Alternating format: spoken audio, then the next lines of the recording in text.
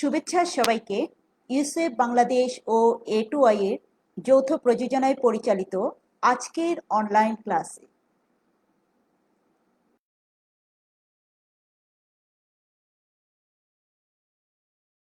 মাপ ও হিসাব নিকাশ। তার আগেই আমি আমার পরিচয় দিচ্ছি।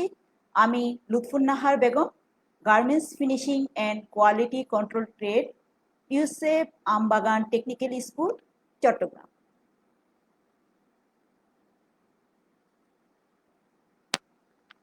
বন্ধুরা, দেশে এখন করোনা পরিস্থিতির কারণে সবকিছুই লকডাউন অবস্থায় আছে। স্কুল, কলেজ, ভার্সিটি সবগুলোই বন্ধ। টেকনিক্যাল স্কুলগুলো বন্ধ, টিউশন বন্ধ, বেস বন্ধ। তো পড়াশোনাটা আসলে বড় একটা গ্যাপ হয়ে যাচ্ছে। তো এখন এই পরিস্থিতির কারণে আপনাদের কথা চিন্তা করেই আমরা আয়োজন করেছি এই অনলাইন ক্লাসে।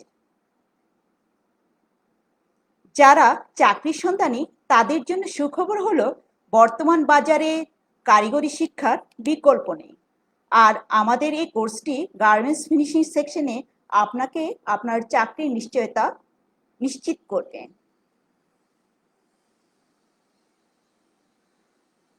আমরা আপনাদের গার্মেন্টস ফিনিশিং এর বিভিন্ন খুঁটিনাটি বিষয় নিয়ে আলোচনা করার চেষ্টা করব। গত ক্লাসে আমরা বিভিন্ন রকম পাওয়ার মেশিনের নাম, কাজ এবং বিভিন্ন পার্টসের নামগুলো জেনেছিলাম। বিভিন্ন নিডেলের নাম, কোন মেশিনের কাজ কি সে সম্বন্ধে অবগত হয়েছি। আপনাদের নিশ্চয়ই মনে আছে যে আমরা পাওয়ার মেশিনের পার্টসগুলোর নাম এবং কোনটার কি কাজ সে সম্পর্কে অবগত হয়েছিলাম। এই পার্টগুলো পড়ে নিশ্চয়ই আপনারা উপকৃত হয়েছে। আজকে আমরা যে বিষয়টি নিয়ে আলোচনা করব সেটি হচ্ছে মেজারমেন্ট অ্যান্ড ক্যালকুলেশন। আজকে যে সকল বিষয়ে আপনারা অবগত হবেন সেগুলো হচ্ছে সাধারণ হিসাব নিকাশ সম্পর্কে জানতে পারবেন, পরিমাপ যন্ত্র সম্পর্কে জানতে পারবেন, পোশাকের পরিমাপ সম্পর্কে জানতে পারবেন এবং বিভিন্ন প্রকারের পোশাকের ভিন্ন ভিন্ন মাপ সম্পর্কে জানতে পারবেন। অর্থাৎ মেজারমেন্ট সম্পর্কে আমরা আজকের যে পার্টগুলো আছে সেগুলো আলোচনা করার চেষ্টা করেছি। তো বন্ধুরা, আসুন রেডিমেড গার্মেন্টস সেক্টরে মাপ পদ্ধতি ও হিসাবের কার্যক্রম। প্রথমেই আমরা যেটা দেখতে পাচ্ছি সেটা হলো পরিমাপ বলতে কি বোঝায়। আমাদের দৈনন্দিন জীবনে প্রায় প্রতিটি কাজের সাথেই মাপঝোঁকের ব্যাপারটি জড়িত। এছাড়া বিভিন্ন গবেষণার ক্ষেত্রে সূক্ষ্ম মাপঝোঁকের প্রয়োজন হয়। এই জন্য আমাদেরকে জানতে হবে পরিমাপ বলতে কি বোঝায়। কোনো কিছুর পরিমাণ নির্ণয় করাকে পরিমাপ বলে। তাছাড়া সেই বস্তুর দৈর্ঘ্য, প্রস্থ, উচ্চতা ও ওজনের একক প্রকাশকারকে পরিমাপ বলে। তাহলে আমরা বুঝতে পেরেছি পরিমাপ বলতে কোনো দৈর্ঘ্য, প্রস্থ, উচ্চতা প্রকাশ করার একককে বোঝানো হয়। আমরা পরিমাপের সংজ্ঞা বুঝতে পারলাম।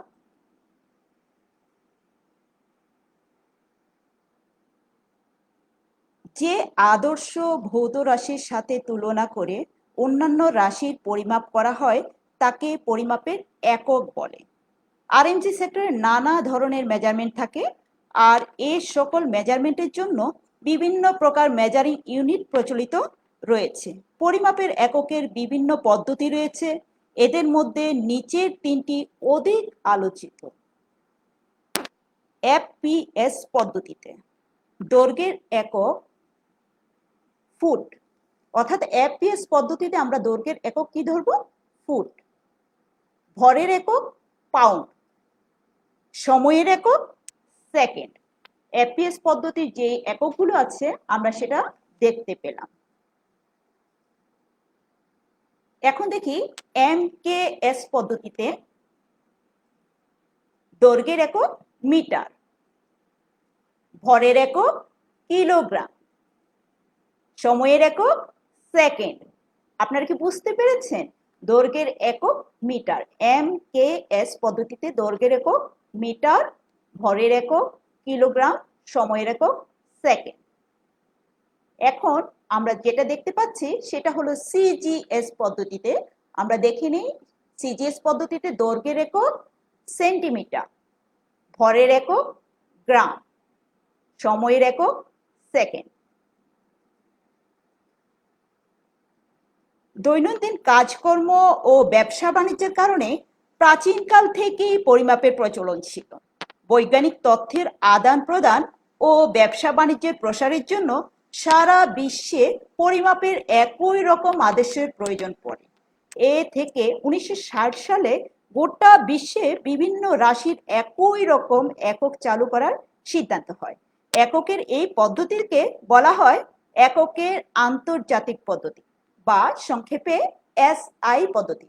আমরা দেখে নেই এসআই পদ্ধতিতে দৈর্ঘ্যের একক মিটার, ভরের একক কিলোগ্রাম এবং সময়ের একক সেকেন্ড। এখন আমরা যে স্লাইডটি দেখতে পাচ্ছি সেখানে দৈর্ঘ্য পরিমাপের ব্রিটিশ এককগুলো দেখানো হয়েছে। আমরা দেখতে পাচ্ছি 12 ইঞ্চি সমান 1 ফুট, 3 ফুট 1 গজ, 1760 গজে 1 মাইল। এখন দৈর্ঘ্য পরিমাপের মেট্রিক পদ্ধতি ও ব্রিটিশ পদ্ধতির মধ্যে যে সম্পর্ক রয়েছে সেটা নিয়ে আলোচনা করছি। 1 মিটার সমান 39.37 ইঞ্চি, 1 কিলোমিটার সমান 0.62 মাইল, 1 ইঞ্চি সমান 2.54 সেন্টিমিটার, 1 গজ সমান 0.9144 মিটার। আমাদেরকে গার্মেন্টস ফ্যাক্টরিতে যদি জব করতে চাই বা ফেব্রিক্সের মেজারমেন্ট করতে চাই তাহলে অবশ্যই মিটারের সাথে যে ইঞ্চির সম্পর্ক, গজের সাথে মিটারের সম্পর্ক, এই সম্পর্কগুলো আমাদের অবশ্যই জানতে হবে, কারণ এটা একটি very very important issue. 1 mile সমান 1.6 কিলোমিটার। ইঞ্চি থেকে সেন্টিমিটার রূপান্তর কনভার্টার একটি প্রয়োজনীয় দৈর্ঘ্য রূপান্তর ক্যালকুলেটর, যা ইঞ্চি একক থেকে সেন্টিমিটার এককে রূপান্তর করতে কার্যকরভাবে ব্যবহৃত হয়। আমরা দেখে নিচ্ছি 1 ইঞ্চি সমান 2.54 সেন্টিমিটার। আমাদের মাস্ট বি এই জিনিসটি জানতে হবে, কারণ গার্মেন্টস ফ্যাক্টরিতে 2 ধরনের মেজারমেন্ট রয়েছে, ইঞ্চি ও সেন্টিমিটার। আমরা ইঞ্চির মাপও জানবো, আবার সেন্টিমিটারের মাপটিও জানবো, এবং ইঞ্চির সাথে সেন্টিমিটারের যে সম্পর্ক রয়েছে সেটা অবশ্যই আমাদের আয়ত্ত করতে হবে। মিলিমিটার। মিলিমিটার মেট্রিক পদ্ধতিতে দৈর্ঘ্যের একটি একক, যা 1 মিটারের 1000 ভাগের 1 ভাগের সমতুল্য। তাহলে বুঝতে পারছেন বন্ধুরা মিলিমিটার কতটুকু ছোট, কিন্তু এই ছোট মাপটিও অবহেলার যোগ্য নয়, কারণ আমরা যখন ফ্যাক্টরিতে কোয়ালিটি ডিপার্টমেন্টে জব করব তখন এই মিলিমিটার নিয়েও কিন্তু আমাদের অনেক কিছু কাজ করতে হবে, কারণ এখানে কোনো কিছু ছাড় দেওয়া হয় না। 1 ইঞ্চি সমান 2.54 সেন্টিমিটার, এটা আমরা জানি। 1 ইঞ্চিতে এবার কত মিলিমিটার আপনাদের অবশ্যই ধারণা হয়ে গেছে, 25.4 মিলিমিটার, অর্থাৎ মিলিমিটারটা কতটুকু ক্ষুদ্র বোঝা যাচ্ছে। 12 ইঞ্চি সমান 1 ফুট, 36 ইঞ্চি বা 3 ফুটে 1 গজ, 39.37 ইঞ্চিতে 1 মিটার। আমরা এখানে ইঞ্চির সাথে বিভিন্ন এককের যে সম্পর্কগুলো রয়েছে সেগুলো আপনাদেরকে দেখানোর চেষ্টা করেছি, কারণ ইঞ্চির সাথে আমাদের অবশ্যই বিভিন্ন এককের সম্পর্কগুলো জানতে হবে, তা এর না হলে আমাদের মেজারমেন্ট করা সম্ভব হবে না, এবং মেজারমেন্ট ইন্সপেকশন করতে হলে অবশ্যই আমাদের ইঞ্চির সাথে বিভিন্ন এককের সম্পর্কগুলো নলেজে রাখতে হবে। মেজারমেন্ট টেপ, এই টেপটি নিশ্চয়ই আপনারা সবাই চিনেন। এই টেপ নিয়ে আজকে আমাদের পুরো সেশনটাই কাজ করব। সকল উৎপাদনমুখী শিল্পের মতোই গার্মেন্টসও মেজারমেন্ট টেপের ব্যবহার কোনো বিকল্প নেই, কিন্তু আমরা অনেকেই জানি না একটি মেজারমেন্ট টেপ কিভাবে ব্যবহার করতে হয়। তাই যারা নতুন তাদের জন্যই আজকের টপিকটা। একটি মেজারমেন্ট টেপে সাধারণত 5 ফিট অর্থাৎ 5 ফিট দৈর্ঘ্য 0 থেকে 60 ইঞ্চি পর্যন্ত থাকে এবং অন্য পাশে থাকে সেন্টিমিটারে মেজারমেন্ট 0 থেকে 150 সেন্টিমিটার অর্থাৎ 1500 মিলিমিটার পর্যন্ত দাগ কাটা থাকে। এছাড়া প্রতিটি মেজারমেন্ট ট্যাব দেখা যায় যে 15 দিন পর পর ক্যালিব্রেশন করানোর প্রয়োজন হয়। এছাড়া আমরা এখন বর্তমানে স্টিলের যে মেজারমেন্ট ট্যাবটি আছে সেটি ব্যবহার করাই বাঞ্ছনীয়, কারণ এটি 15 দিন পর পর আর ক্যালিব্রেশন করানোর প্রয়োজন হয় না। আর তাছাড়া নামি দামি যে ব্র্যান্ডের বায়াররা আছে তারা কিন্তু এই স্টিল মেজারমেন্টের টেপটি ব্যবহার করার আপনাদেরকে নির্দেশ দিবেন।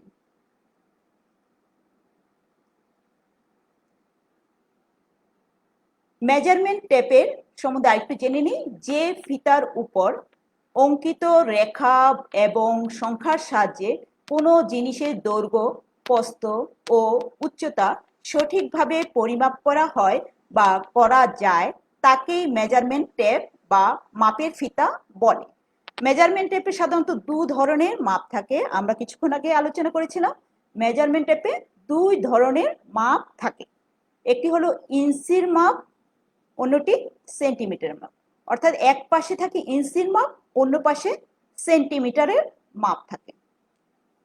ইঞ্চি থেকে সুতা রূপান্তর কনভার্টার একটি প্রয়োজনীয় দৈর্ঘ্য রূপান্তর ক্যালকুলেটর, যা ইঞ্চি একক থেকে সুতা এককে রূপান্তর করতে কার্যকরভাবে ব্যবহৃত হয়।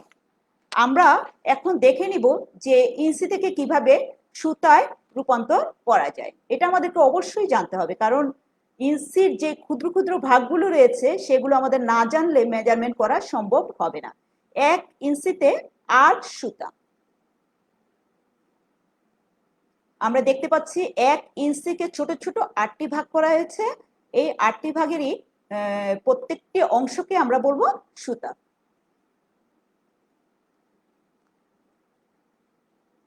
1 ইঞ্চিতে 8 সুতা আমরা জানি।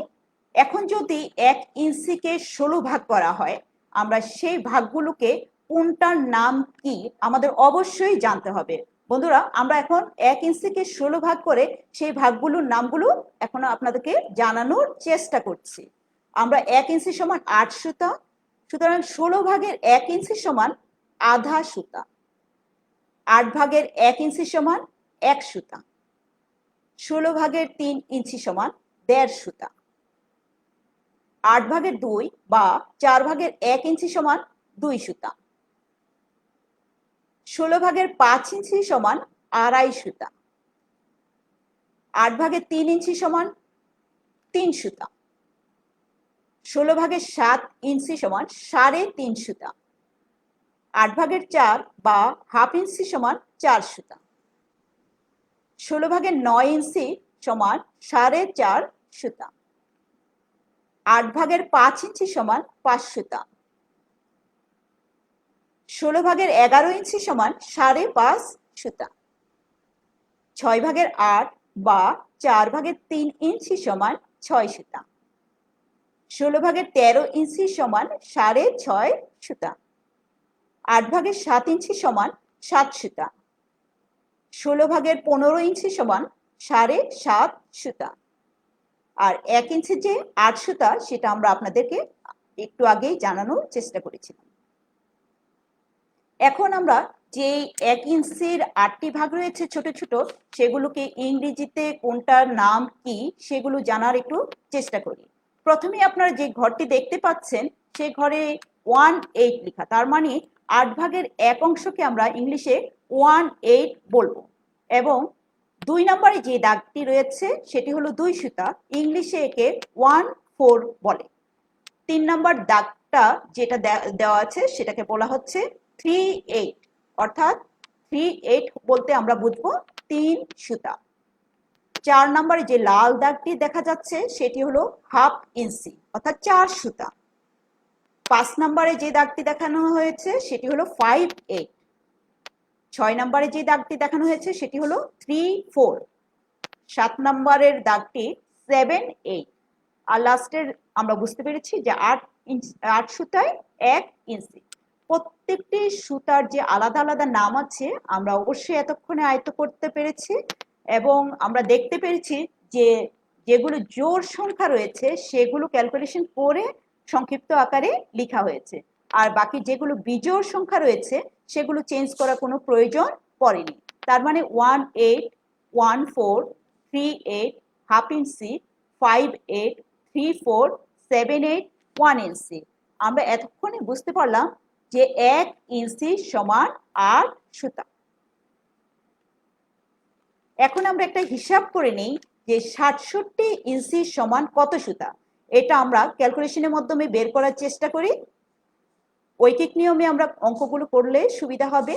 1 ইঞ্চি সমান 8 সুতা, সুতরাং 67 ইঞ্চি সমান 67 ইন্টু 8। এরপরে আমরা ক্যালকুলেটর টিপ দিলেই বের হয়ে যাচ্ছে আমাদের রেজাল্ট। এখন বন্ধুরা দেখি 68 ইঞ্চি সমান কত সুতা আমরা বের করতে পারি কিনা। অবশ্যই 1 ইঞ্চি সমান 8 সুতা, নেক্সটে 68 ইন্টু 8। ওকে, আমাদের রেজাল্ট বের হয়ে গেছে। গিরা থেকে ইঞ্চিতে পরিণত। অবশ্যই আমাদের আরেকটি একক যেটা ফেব্রিক্স মেজারমেন্টের জন্য একেবারে এসেনশিয়াল, সেইটা হলো গিরা। আমরা গিরার সাথে যে ইঞ্চির সম্পর্কটা রয়েছে সেটা একটু আপনাদেরকে বোঝানোর চেষ্টা করছি। 1 ইঞ্চিতে 2 ইঞ্চি 2 সুতা। আমরা একটু আগেই 2 সুতা কি 4 সুতা 6 সুতা এগুলো আলোচনা করেছি। আপনারা বুঝতে পারছেন যে 1 ইঞ্চিতে 1 গিরায় 2 ইঞ্চি 2 সুতা, এবং 2 গিরায় তার ডাবল অবশ্যই হবে 4 ইঞ্চি 4 সুতা, মানে 4.5 সুতা। 3 গিরায় 6 ইঞ্চি 6 সুতা, আর 4 গিরায় 9 ইঞ্চি। 5 গিরায় 11 ইঞ্চি 2 সুতা। এখন আমরা একটু মেজারমেন্ট টেপের যে অংশগুলো রয়েছে সেগুলো আমরা একটু দেখার চেষ্টা করব, কারণ মেজারমেন্ট টেপ সম্পর্কে যদি আমরা না জানি তাহলে দেখা যাবে যে মেজারমেন্ট টেপের যেই ক্ষুদ্র ক্ষুদ্র অংশগুলো আছে সেগুলো আমরা মেজারমেন্টের সময় ইউজ করতে পারবো না।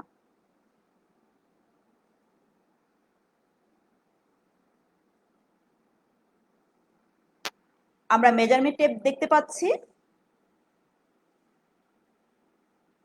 বিভিন্ন প্রকার বাজারে মেজারমেন্ট টেপ পাওয়া যায়। আমরা দেখি যে এই ধরনের মেজারমেন্ট টেপ, ওই রকম স্টিলের মেজারমেন্ট, এগুলো মেজারমেন্ট টেপগুলো দেখা যায়। প্রত্যেকটি ফিতারে আমরা একটু আগে বলেছি যে আলাদা আলাদা মাপ থাকে। সেন্টিমিটার একদিকে,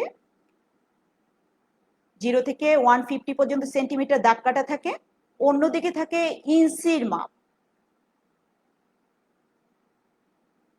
এইভাবে সেন্টিমিটারের দাগগুলো, বড় বড় দাগগুলো যেগুলো রয়েছে সেগুলোকে 1 সেন্টিমিটার, 2 সেন্টিমিটার, 3 সেন্টিমিটার, 4 সেন্টিমিটার, এইভাবে করে সবগুলো বড় দাগগুলোকে আমরা কি বলবো, সেন্টিমিটার বলবো। সেন্টিমিটারের মধ্যে ছোট ছোট কিছু অংশ রয়েছে, এগুলো আমরা ভালো করে খেয়াল করবো। প্রতিটিকে আবার কি বলে, মিলিমিটার। এখন আমরা দেখে নেই যে 1 সেন্টিমিটারে আসলে কয়টা মিলিমিটারের দাগ রয়েছে।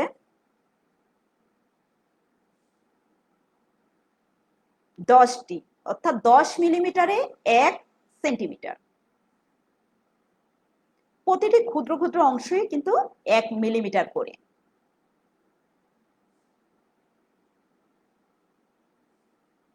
এখন আমরা যে ইঞ্চির যেই দাগগুলো রয়েছে সেগুলো একটু দেখে নেই। এভাবে বড় বড় যে দাগগুলো রয়েছে সেগুলোকে ইঞ্চি বলে। 1 ইঞ্চি, 2 ইঞ্চি, 3 ইঞ্চি, 4 ইঞ্চি, এভাবে করে 5, 6, টোটালি 60 ইঞ্চি পর্যন্ত রয়েছে। ইঞ্চির মধ্যেও আবার কি থাকে, ছোট ছোট কিছু ঘর টানা থাকে, দাগ টানা থাকে। সেই দাগগুলোকে কি বলে বন্ধুরা, সেই দাগগুলোকে আমরা সুতা বলি। তাহলে 1 ইঞ্চিকে কয়টি ভাগ করা হয়েছে, 8টি ভাগ করা হয়েছে। আমরা দেখতে পাচ্ছি প্রথম, দ্বিতীয়, তৃতীয়, মানে এভাবে করে 8ম পর্যন্ত আছে, তার মানে 8টি ঘর করা হয়েছে। এই ঘরগুলোকে কি বলছে, সুতা বলছে। প্রথমে যে ঘরগুলো আছে সেগুলো কত ভাগের কত অংশ, আমরা অবশ্যই বুঝতে পেরেছি 8 ভাগের 1 অংশ। প্রত্যেকটি ঘরে 8 ভাগের 1 অংশ করে।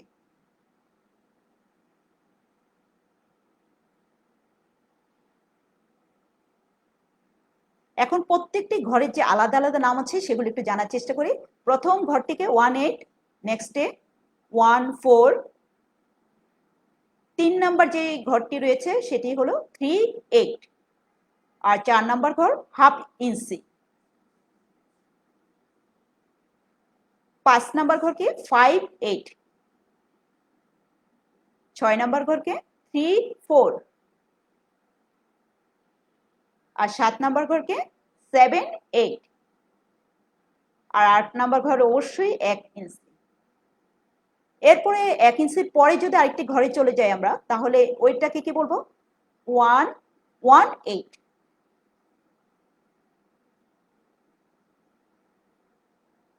মেজারমেন্টের টেপের আসলে সবগুলো অংশে আমাদেরকে ভালো করে জানতে হবে, না হলে আসলে এগুলো বলতে পারা যাবে না। এই যে আমরা যেই লাল বৃত্তটা দেখতে পাচ্ছি সেটা আসলে কি বলছে?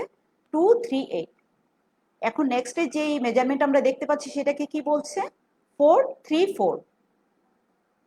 এখন আরেকটি দেখে নিই, 3 ইঞ্চির পরে 2 ঘর গিয়েছে, তার মানে 314। আবার একটু দেখে নেই, 3 ইঞ্চির পরে 5 ঘর গিয়েছে, 6 ঘর, তাহলে সেটাকে কি বলছি? 334। এখন আমরা কিছু মেজারিং ডিভাইস নিয়ে আলোচনা করব, কারণ আমাদের মেজারমেন্ট করতে হলে অবশ্যই কিছু মেজারিং ডিভাইস লাগবে, না হলে মেজারমেন্ট করা সম্ভব হবে না।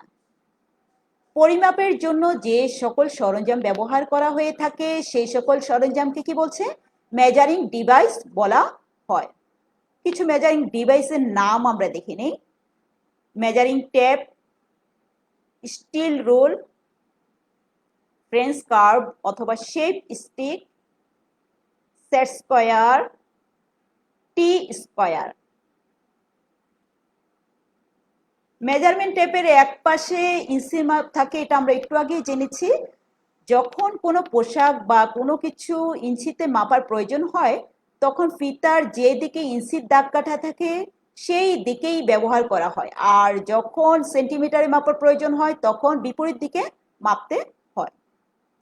স্টিল রুল, স্টিল রুল দিয়ে আসলে সাধারণত ছোট বা অল্প দৈর্ঘ্যের জিনিস মাপা যায়, অর্থাৎ পোশাক অথবা পোশাকের তৈরিতে ব্যবহৃত করা যে অন্যান্য সরঞ্জাম রয়েছে, যেমন ফোল্ডিং বোর্ডের দৈর্ঘ্য প্রস্থ, তারপর পলি ব্যাগের লম্বা চওড়া। ফোল্ডিং বোর্ডে মানে আমরা যখন প্যাকেটিং করি তখন একটা বোর্ড ইউজ করা হয় কাগজে, সেই বোর্ডটা দৈর্ঘ্য এবং প্রস্থ যখন মাপার প্রয়োজন হয় তখন আমরা এই স্টিল রুলটা ইউজ করি। এবং পলি ব্যাগের যদি আমাদের লম্বা ও চওড়া মাপতে হয় তখনও আমরা কি করব বন্ধুরা? এই স্টিল রুলটাই ব্যবহার করব। এবার আমরা একটু স্টিল রুলের যে মেজারমেন্টগুলো আছে সেগুলো একটু দেখে নেওয়ার চেষ্টা করি। স্টিল রোলের আসলে আমরা একদিকে দেখতে পাচ্ছি ইঞ্চির মাপ, অন্যদিকে থাকে সেন্টিমিটারের মাপ।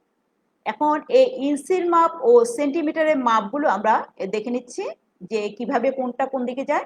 এই যে বড় বড় যে দাগগুলো দেখা যাচ্ছে সেগুলো হলো ইঞ্চির মাপ। আমরা মেজারমেন্ট টেপেও কিন্তু এই মাপগুলো দেখেছি। এখন আমরা স্টিলের যে রুলার আছে সেগুলো মাপ দেখার চেষ্টা করছি। এই যে বড় বড় ঘরগুলো দেখতে পাচ্ছেন সেগুলো হলো ইঞ্চি, 1 ইঞ্চি, 2 ইঞ্চি,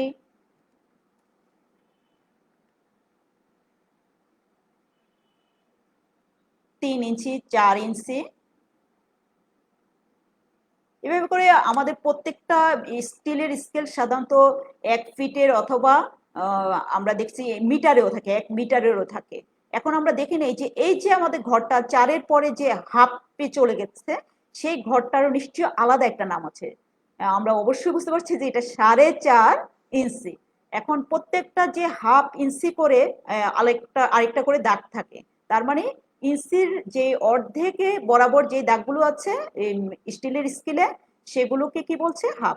এখন আমরা দেখতে পাচ্ছি হাফেরও আবার অর্ধেক আছে। তা হাফের যে অর্ধেক সেটাকে আমরা একটু আগে জানতে পেরেছি যে যখন মেজারমেন্ট টেপ বলেছি তখন এটাকে 2 সুতা, ইংলিশে এটাকে বলে 1/4। 1/4 আমাদেরকে মাস্ট বি, এটা আমাদেরকে জানতে হবে যে এটাকে আসলে কি বলছে। 1/4 তার মানে হাফ ইঞ্চিও আমরা চিনতে পারলাম এবং 1/4 কোনটাকে বলে সেটাও আমরা চিনতে পারলাম। তাহলে স্টিলের স্কেলের যে মেজারমেন্টগুলো রয়েছে সেগুলো আমাদেরকে মাস্ট বি জানতে হবে। এখন আমরা দেখছি যে হাফ ইঞ্চি বেশি এবং 1 ইঞ্চির চেয়েও আরো 2 সুতা কম, তখন আমরা এটাকে অবশ্যই 6 সুতা, যেহেতু 6 সুতাকে আমরা বলবো কি 3/4। 3/4 আমরা কি বলবো? ইঞ্চি, তখন আমাদের কিন্তু এই যে স্টিলের যে স্কেলটা আছে সেই মেজারমেন্টগুলো অবশ্যই আমাদের এখন ক্লিয়ার হয়ে গেছে, তাই না? কারণ আমরা মেজারমেন্ট টেপ এবং স্টিলের স্কেল খুব একটা ডিফারেন্স নেই।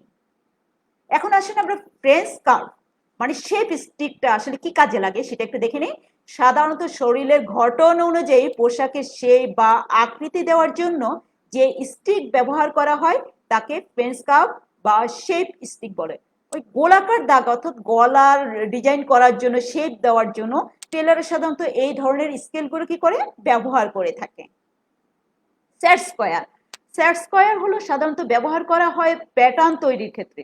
সাধারণত দুই ধরনের সেট স্কোয়ার থাকে, প্রতিটি সেট স্কোয়ারের উপস্থিত কোণ অনুযায়ী তাদের নামকরণ করা হয়েছে।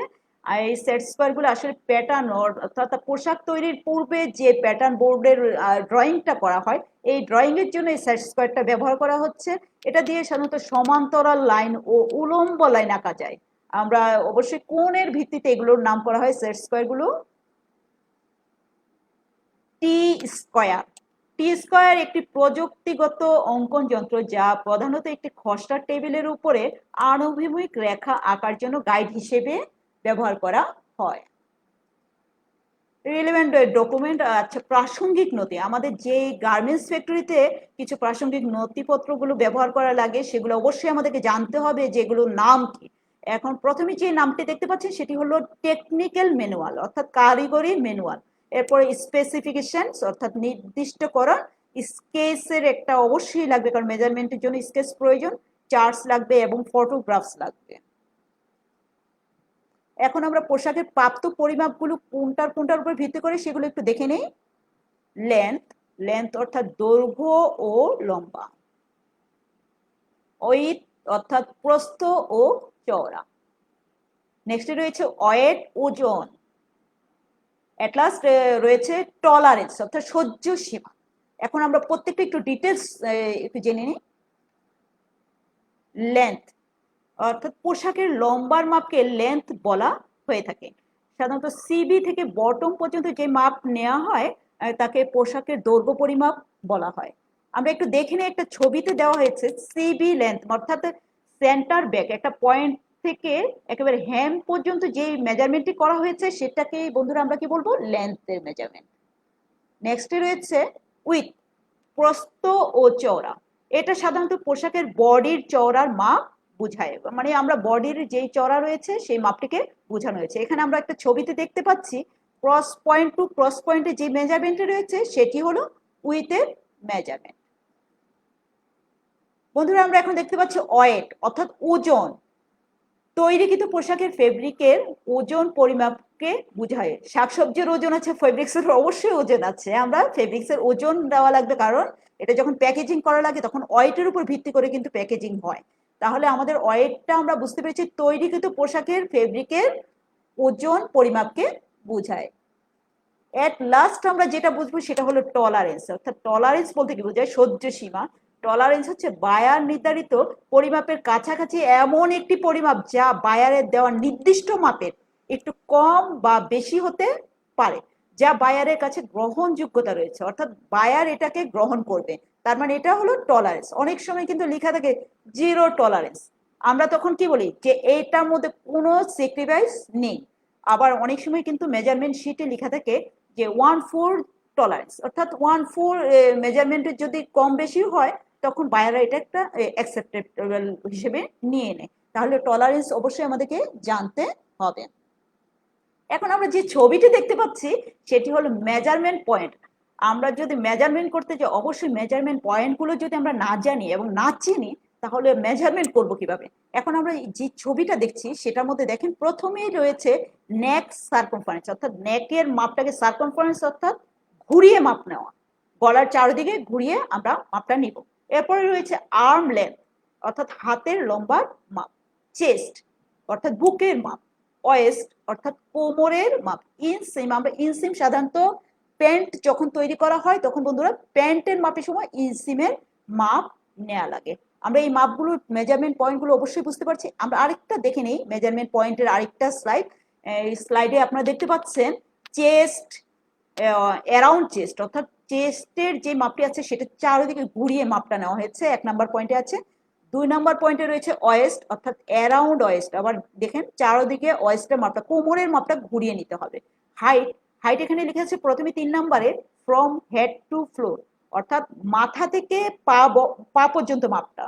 আর যদি আমরা আবার হাইটের মাপ দু ধরনের আছে, একটা শোল্ডার থেকে ফ্লোর পর্যন্ত, আর এখানে যেহেতু height from head to floor লেখা আছে, আমরা দেখতে পাচ্ছি যে এটাও একটা মেজারমেন্ট। এরপরে লেখা আছে ফ্রম শোল্ডার টু শোল্ডার, অর্থাৎ শোল্ডার থেকে শোল্ডারেরও মেজারমেন্ট করতে হয়। এরপর নেক্সটে রয়েছে ফ্রম শোল্ডার টু ওয়েস্ট, অর্থাৎ কোমর পর্যন্ত, শোল্ডার থেকে কোমরের পর্যন্ত। এর পরের মাপটি রয়েছে ফ্রম ওয়েস্ট টু নি, অর্থাৎ কোমর থেকে হাঁটু পর্যন্ত মাপ। এরপরে রয়েছে আর্ম আই, অর্থাৎ অ্যারাউন্ড স্লিভ হোল, আমরা এটাকে আর্ম হোলও বলে থাকি, মানে আর্মের যেদিকে হাতটা ঢুকানো হবে সেই হাতের এই খোলা জায়গাটাকেই বলা হচ্ছে বাইসেপ অ্যারাউন্ড বিগেস্ট আপার আর্ম। বাইসেপটা হলো আর্মের সবচেয়ে উঁচু জায়গাটা, সেটাকে বাইসেপ বলে। এরপরে হিপ অ্যারাউন্ড হিপ, মানে হিপের মাপটাকে কি করতে হবে আমাদেরকে রাউন্ড করে নিতে হবে, 9 নম্বরে যে মাপটা রয়েছে।